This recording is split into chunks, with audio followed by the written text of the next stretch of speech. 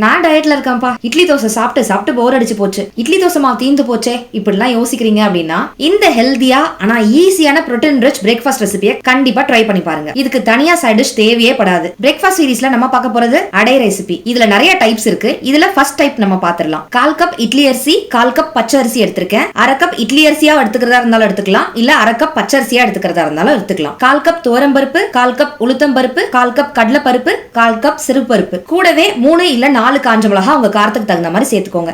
இது எல்லாம் நல்லா கழுவிட்டு நல்ல தண்ணியில ஓவர் நைட் ஊற விட்டுருங்க. மார்னிங் நல்லா இது மாதிரி ஊறி வந்திருக்கும். இப்போ ஒரு மிக்ஸி ஜார் எடுத்துக்கோங்க. இதுல ஊற வச்ச 3 காஞ்ச மிளகாய், 1 டீஸ்பூன் சோம்பு, நம்ம ஊற வச்சு வச்சிருக்கக்கூடிய அரிசி பருப்பு வகைகள் தண்ணி இல்லாம சேர்த்துக்கோங்க. கூடவே 1 ஸ்பூன் கல்லுப்பு, சின்ன துண்டு இஞ்சி, இதெல்லாம் சேர்த்து நம்ம ஊற வச்ச தண்ணியை தேவைப்பட்ட ஆட் பண்ணி நல்லா கொரன்னு இந்த மாதிரி பதத்துக்கு அரைச்சுக்கோங்க. இது கூட தாராளமா ஒரு கை ஃபுல்லா தேங்காய் துருவல் சேர்த்துக்கோங்க.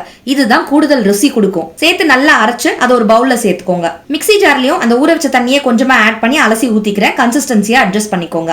இதுல 3 கொத்து கருவேப்பிலை, அதே அளவு கொத்தமல்லி, ஒரு பெரிய வெங்காயம், இது எல்லாத்தையும் பொடியா நறுக்கி வச்சிருக்கேன். இதெல்லாம் நம்ம சேர்த்துக்கலாம். வெங்காயத்தை சேர்க்கறதுக்கு முன்னாடி நல்லா இந்த மாதிரி கையால பிசைஞ்சு விட்டு சேர்த்துக்கோங்க. மொத்தமா அங்கங்க வெங்காயம் நிக்காம இருக்கும். இதுல முக்கியமான இன்கிரெடியன்ட் பெருங்காயத்தூள் ஒரு 1/4 ஸ்பூன் அளவு சேர்த்துக்கோங்க. பருப்பு வகைகள் நிறைய இருக்கிறதுனால இஞ்சி, சோம்பு, பெருங்காயம் எல்லாம் டைஜஷனுக்கு ஹெல்ப் பண்ணும். நல்லா மிக்ஸ் பண்ணி விட்டுட்டு இந்த மாதிரி திக்க மாவை வச்சு நடுவுல ஹோல்ஸ் போட்டு திக்க அடை மாதிரியும் நம்ம மூடி போட்டு வேக வச்சு சுட்டு எடுத்துக்கலாம். இது ஒரு அடை வெந்து வரதுக்கும் லேட் ஆகும். டைமே இல்லப்பா எனக்கு அதுக்கெல்லாம் அப்படின்னீங்கன்னா இன்னும் கொஞ்சம் தண்ணியை சேர்த்துக்கோங்க. கன்சிஸ்டன்சியை தோசை மாவு பதத்துக்கு மாத்திக்கோங்க. 2 பக்கம் தோசை கல்ல வைங்க.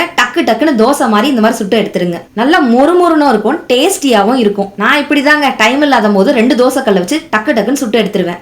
நீங்க எப்படி? கமெண்ட்ஸ்ல சொல்லுங்க. இதுக்கு நம்ம வீட்ல தனியா சைட் டிஷ்லாம் தேட மாட்டோங்க. ஜஸ்ட் வெல்லம் இல்ல நாட்டு சக்கரை இருந்தாலே போதும். ஆஹா, அல்டிமேட் காம்போவா இருக்கும். உங்களுக்கு அடையோட பிடிச்ச காம்பினேஷன் என்ன அப்படின்றத கமெண்ட்ஸ்ல சொல்லுங்க. மணக்க சமைக்கலாம், ரசிச்சு சாப்பிடலாம்.